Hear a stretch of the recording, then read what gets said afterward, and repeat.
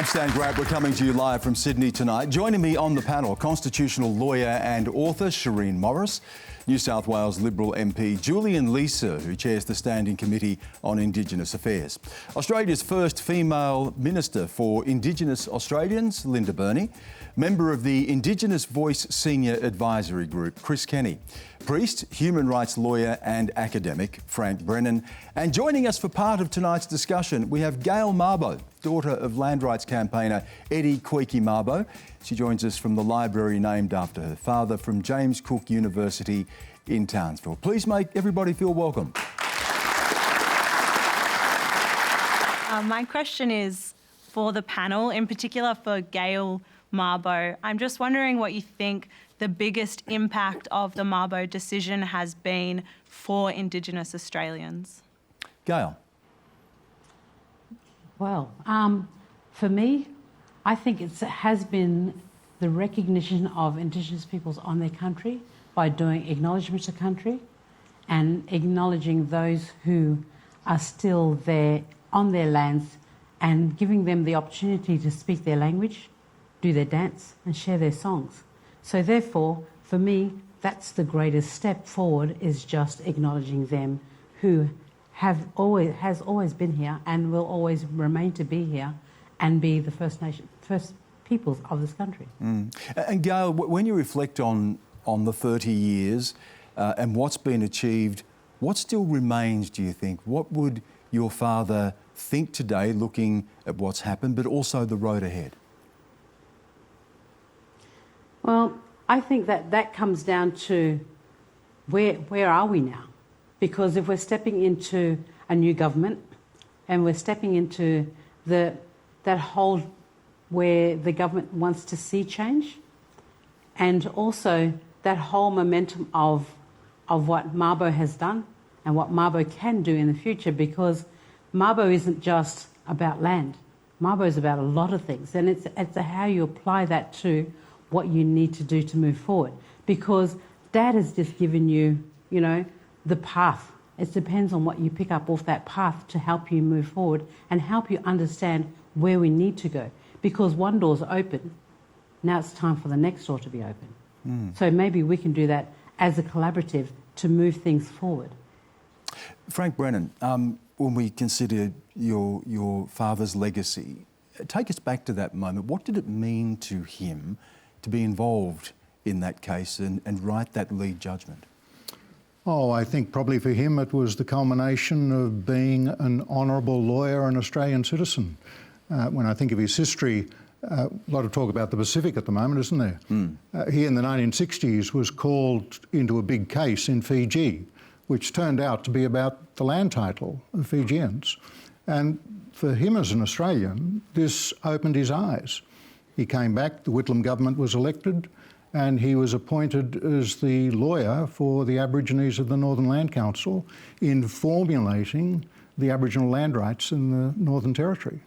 But then as a lawyer on the High Court, he spent 10 years while the Northern Territory government was constantly appealing provisions of that Act. So I think he probably got to educate his fellow judges about the reality of Aboriginal relationships with land. So then when Mabo came along in 1992, he'd had, 25 or 30 years as a lawyer wrestling with these difficult questions where he knew that terra nullius was just not on. The idea, of course, that this was an empty land for the taking. Yeah, that it had no credibility. And particularly in 1975, there'd been the decision of the International Court of Justice. In fact, I've often thought with the Uluru Statement from the Heart, you'll all know that there's that very eloquent provision in it about ancestral land between land of Mother Nature, people born therefrom, remaining attached thereto, returning thither. I think the spiritual notion of sovereignty. Yeah, but I think you and Linda would agree, that's not very Aboriginal language, but it was a wonderful quote from my father's judgment, which in turn was a quote from Judge Amoun, a Lebanese judge in the Western Sahara case in 1975, which in turn was a quote from a Congolese lawyer appearing for Zaire about Western Sahara, who appeared in The Hague and said, You Europeans treat us as primitives, and yet we have a life, a culture, which is so robust, and it's about time you Europeans woke up to it. And that's what we now celebrate, but it's also the complexity that we now deal with in Australia. Linda, what are your memories of the Mabo judgment and the legacy of it today? Look, thank you, Stan. I acknowledge country and give my deep regard to your family, Frank. Thank you, Linda. I remember exactly where I was and what I was doing when it came onto the radio that the High Court had come down in favour of Gail's dad and his fellow petitioners. I was on City Road, not far from here, and I listened to it and I thought, finally, I felt so legitimate because that notion of terra nullius was thrown out and it was recognised that this was not an empty land. In fact, prior ownership was absolutely decided that day. And I think the second thing, Stan, is that it was really the first time in Australian history that law was being made in terms of land between Aboriginal people and the High Court of Australia. So those two things, but particularly getting rid of that notion, that lie, that fallacy of terra nullius. Gail, I'll just come back to you for a quick observation. Of course, there was no guarantee, was there, that this case was going to succeed. Your father had fought through the various courts of Queensland and persisted and persisted and persisted and sadly didn't live to see the judgment. Give us a sense of what inspired your father, what kept him going. I think what kept him going was actually the notion that if he was to lose, what was the outcome of his children? Because he wanted to make sure that we did have that land, because to him it was who we are and that's where we're connected to. So to lose that is to lose what? To lose who you are. And he was trying to instill in us the whole strength of our culture, which was the basis of everything that he knew that moved us forward. So therefore, if we take away the land, who are we? We're lost people. So therefore, that fight was his mantra, that he wanted to make sure that we had entitlement to that land. In 1992, we had a crazy scare campaign for many about the Mabo decision. I'd like to know how many of you on the panel know any non-Indigenous people who had blackfellas performing corroborees with their extended families and had their backyards ripped up and taken over. Are we likely to see a repeat of these ludicrous crimes when a referendum is called about constitutional change? Julian Leeser. Well, look, I hope that we're not. I don't know anybody who had their backyard claim, but I think we need to remember what a revolution in the law Mabo was at the time. It's such a historic case, and we're talking about it because it changed the law so much from what had been there beforehand. I think if I can go back to the point that you put to Gail, I think the key thing that's come out of Mabo is actually native title itself. Since Mabo, there have been 577 determinations of native title. Native title now covers 43% of the Australian landmass, which is extraordinary. At the time, you're right, there was lots of concern from mining interests and pastoralists about the effect of native title. But now mining companies and pastoralists are some of the people who are most forward-looking in terms of trying to find ways of working with Indigenous people to try and get benefits for them. And I think that's the next phase for dealing with native title more broadly. We're going to pick up that question of native title in just a moment because there are still questions remaining about that and potential need for reform. But just to come back to the question here, Chris Kenny, what's the risk of an old-style culture war around this, around the voice, around the the referendum on the Uluru Statement from the Heart, with all of the scare campaign that we've seen in the past? Yeah, certainly I remember the Mabo scare campaigns. It was revolutionary. There was a lot of uncertainty in the country, and there was, of course, as you say, some ridiculous scares perpetrated. You get that in all debates. We're getting that all the time in the climate debate. We get them all around all sorts of political issues. So far, the debate on the voice, in my view, has seen some furphies put up. We've seen the furphy put up about this being a third chamber. That was uttered by Prime Minister at the time, Malcolm Turnbull, and another former Prime Minister, Tony Abbott, has used that phrase as well. Barnaby Joyce, interestingly enough, used that phrase, then recognised it was erroneous and apologised for using it.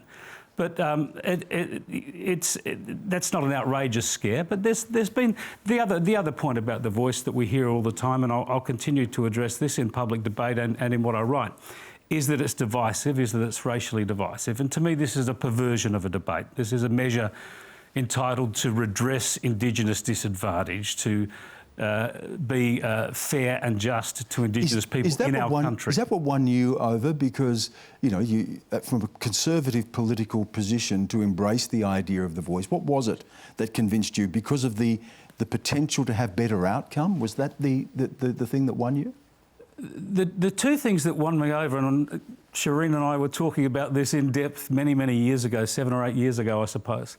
But the two key points is, one is to protect the Constitution, and this is where Julian's done a lot of work, constitutional change that won't lead to all sorts of judicial activism. And I was satisfied that that could be done through this measure. But most importantly, that it would lead to practical outcomes for Indigenous people. The Indigenous leaders I was speaking to said, don't give us symbolism. We've had enough of your symbolism over the years.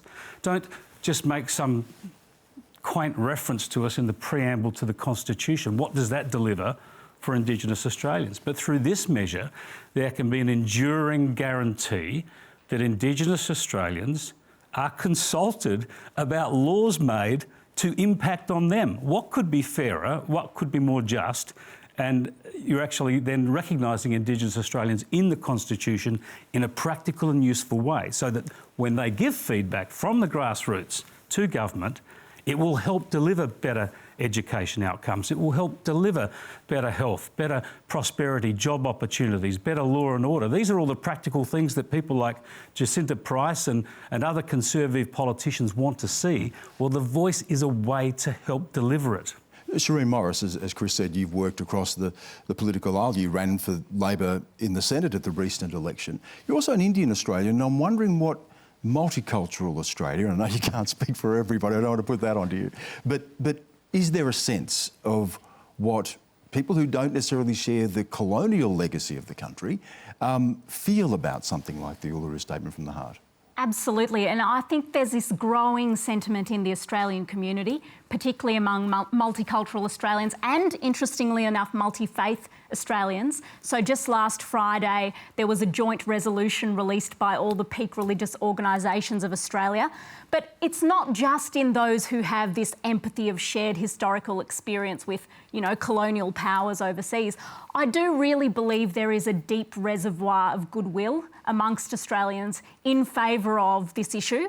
And I think that transcends left or right. You know, I really do. I think this is bigger than ordinary political divides. And I think there's a ton of goodwill on the political right for this issue. So, yeah, getting back to the question, I think there will be some scare campaigns and there will be some furphies, as Chris said, put out there. But I think we're in a really good position to tackle those head on, have a respectful, open, honest debate, address the mistruths when they come up in a rational, calm way. And I think the advocates in this issue have done the groundwork to do everything possible to get Conservatives on side to minimise that nasty side of the debate because, as Chris explained, Indigenous advocates did the hard yards to reach out to constitutional Conservatives, right, early on in the piece. So as Julian knows really well, this is the only constitutional reform proposal on the table that empowers Indigenous people with a voice in their affairs on the one hand, but also upholds and protects the Constitution, protects parliamentary supremacy. So that's why I think we're going to have a nicer and more rational debate than in the past. Gwenda Stanley Moree, woman in behalf of the Aboriginal 10 Embassy. We have been around for 50 years. Our main aim was about land rights and sovereignty. So we pose the question is, what are we going to get out of this constitution? We have a Labor government, and as you can see up on this panel here, there is no diverse conversation with us as the people. Shireen, you have the interests of the constitution and the Crown. What about us as the Indigenous people of this country? When as is this government, we have still 50 years still fighting for land rights. You give us native title. We have 30 years of claims that are still sitting under the Land Rights Act as well.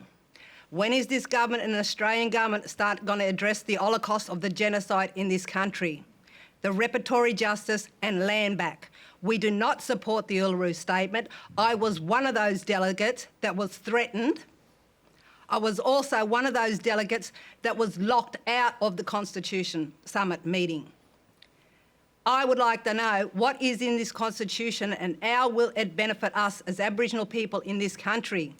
Does anyone else know what they're voting for? Because last time I sat at a Labor rank women's file meeting last year and not one of those Labor members could tell me what was in the Constitution, and you are only have the interest of the Crown. Where is the interest of us as Indigenous Australians, First Nation, Gomeroi people, the first impact by colonialism, by pastoral law, while we still have these governments and these Liberal Labor parties still making decisions on our affairs? Does the panel want and invite a voice from all of us, or do you intend to keep continuing locking us out? Let me put that question. Thank you, Gwenda. I'll put that question to you, Linda. Look, thank you, and know Moree very well and know that there's a reconciliation committee out there doing some very good work. But the point you raise is a really important one. The Labor Party, the party that I represent, is the party that has accepted the Uluru Statement in full. But I have been around for a long time and we've thought about this very carefully. It'll be my job as the Minister for Indigenous Australians to bring people together, to listen to people that disagree with the Uluru Statement, to listen to people that agree, and try and find common ground. That is what's important. It would be absolutely wrong not to listen to everyone's voices. And the thing that I see my role as being is to try and build a consensus. Build a consensus with the community and build a consensus across the party. And as Shireen has said, build a consensus in various sectors within the community, be it the faith community, the business community, the non-government sector, Aboriginal organisation, Aboriginal communities. And in any negotiation, you have to compromise and you have to listen to what everyone's saying.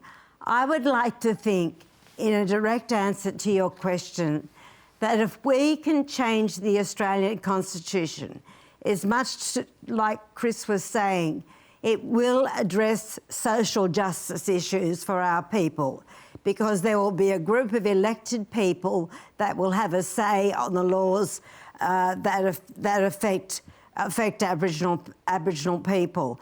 And I would rather have that advice going to the Parliament than what we have seen and what you've drawn our attention to over a long period of time of failure.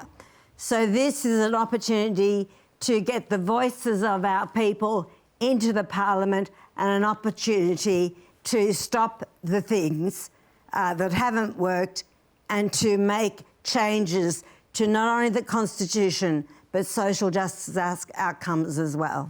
I want to come back to you in just a moment, Gwenda. Can I just put this question to you, Frank? If you go to the Tent Embassy in Canberra, you will see the word sovereignty, and what Gwenda was talking about was sovereignty. But if we go to the Mabo case itself, it stopped at the water's edge, didn't it? Of course it recognised pre-existing and continuing title, but that fell to the soil, if you like, with British law. But sovereignty, it stopped at the water's edge. Why? because the judges said we're only judges and we're a court set up under the sovereign, under what we would call the Crown. And they said we're not here to question our own legitimacy. We're the highest court in the land, but we're not able to question the sovereignty which is underlying. And that's why the tent embassy is, and has long been, an eloquent poetic expression to the nation about questioning the underlying efficacy of the sovereignty of the nation. Could Australia ever deal with that in a real sense? Well, I don't think it can deal with it through the courts. So the question is how we then deal with it as a nation, and as a nation you would normally do that through your founding document. It would be, I suppose, saying to those of you in the tent embassy, what would be the preconditions for you coming in under the Australian Constitution? What are the things that you would want to see recognised in terms of self-determination? But remember that the other aspects of the Uluru Statement is about agreement and treaty making, which is a long, complex problem and goes to the heart, I think, of what's being said. But it's also the national process of truth-telling. Yeah, I might just go back to Gwenda. Where does the Uluru Statement fail in your view, and what would you prefer? Well, first off, the reconciliation was on number 339 of the Royal Commission of Aboriginal Deaths in Custody. We forgot to address the 334 to 338. For 30 years we've been reconciling, 232 years we've been reconciling. Why are we still trying to integrate into a system that systemically oppresses us? We need open dialogues. We need more communication on the grassroots, not hand-picked selective representative bodies that are still controlled and dictated by government. We need to come to the table, come to the Aboriginal tent embassies, sit with us, take it back to the people, take it back to the grass people, us that are still living on these concentration camps. You call them communities. They are actually concentration camps in this country. The Holocaust happened here in Australia, and it needs to be addressed. And we do that by coming to an agreement on our terms, not on government terms. I might just get a comment before we move on. Thank you, Gwenda, to Gail Mabo. Gail, I'm wondering where your father would sit on questions of the voice, because I know that Eddie Mabo had long campaigned for autonomy for Torres Strait. I'm wondering if you're listening to what Gwenda's concerns are, Frank's statements about sovereignty, and even how the Mabo judgment did not resolve questions of sovereignty. Where do you believe your father would sit on the voice? So for me, I think what Dad was trying to do was, regain his land, make what he wanted to do beneficial for all Australians. Because at that time, you have to think, it was a height of land rights, and so Dad was one of those people who listened to everything about what's happening for land rights, and he knew people who were fighting in different communities, like. He knew the people from Yirrkala who did the bark statement, and he listened to those. He listened to all aspects of peoples, because to be informed and to move forward, you have to listen to all. And it's that thing of you have to learn to sit down and listen, because if you don't listen to everyone, you can't get their messages across, and you can't be selective on who you speak to. You have to talk to everybody, and it is inclusive of all communities, not just the selected few. There are now 19 female ministers in government and the highest number of women in parliament ever. This shows that women are arguably the most important force in Australian politics today. My question is, what will it take for Australia to elect its second female Prime Minister? And who do you think this could be? Linda. That may be both a question and an answer. I'm not quite sure. No, it's not. I will not say who it's going to be. I don't know. Is the woman in Parliament now who is likely to be the next female Prime Minister? Quite possibly. But what I can say is that the amount of women in Parliament now is higher than any other time. But in the Labor Party, and that's the party that I'm a member of, we have elected an overwhelming amount of women at this election. And the great thing about it is that they are women from diverse backgrounds. There's women from an Egyptian Muslim woman that's just become a minister. And Ali. And Ali. There's women from Sri Lanka, Vietnam, 6 First Nations people were elected, 3 of them women. Just a wonderful diversity, and the Labor Party is now about 56% women, and I think the rest of the Parliament's about 24%. And the way in which we've gotten to that is through affirmative action. I know that that's frowned upon in some parties, but we've taken deliberate steps to make sure that the Parliament is more reflective and our party is more reflective of the Australian community, and it's working. Shireen? I think there's a lot of talented and experienced women in the Parliament now, so I don't know there's too many to choose from, but I think the increasing diversity of Parliament that we're now seeing is long overdue, and it's good to see. More important, though, than I think the identity of the parliamentarians is if they deliver on their promises. So I'm excited to see how a Labor government is going to take us to a voice referendum in their first term, deliver cheaper childcare, enact an ICAC, things like that. So I'm really looking forward to the future. But yep, the electors need to hold them to account. There is hope. Now, I have to hold the 3 gentlemen on the panel to a very short answer because we're almost done. But Julian Leeser, who on your side of politics now, if we're talking about a future female Prime Minister, who puts their hand up, do you think? Look, I'm not going to give anyone the kiss of death. I think we've got very good women that have just come in, people like Zoe McKenzie. We've got 2 Indigenous senators that have come in on our side, so that's very exciting. But we do need to encourage more women to stand for Parliament on our side and to be supported when they stand. And I committed last year to do what I can to use what political capital I have to encourage more women in my party to stand, and I'll continue to do so. Chris and then Frank.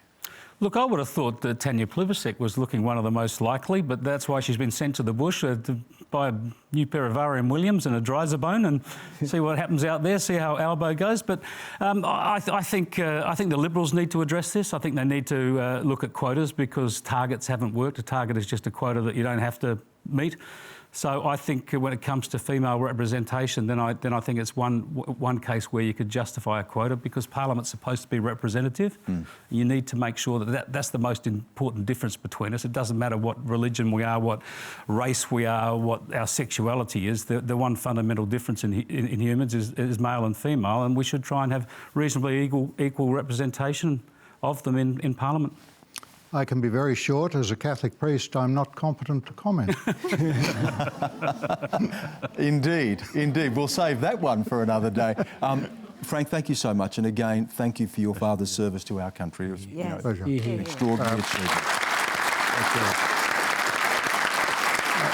And that's all we have time for tonight. Please thank our panel, Shireen Morris, Julian Leeser, Linda Burney, Chris Kenny, Frank Brennan, and of course earlier, Gail Mabo. Thanks to everyone for your questions and to you at home for joining in our conversation as well.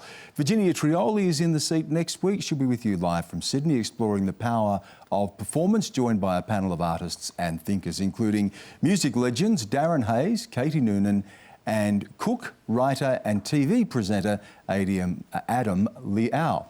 Until then, have a good night.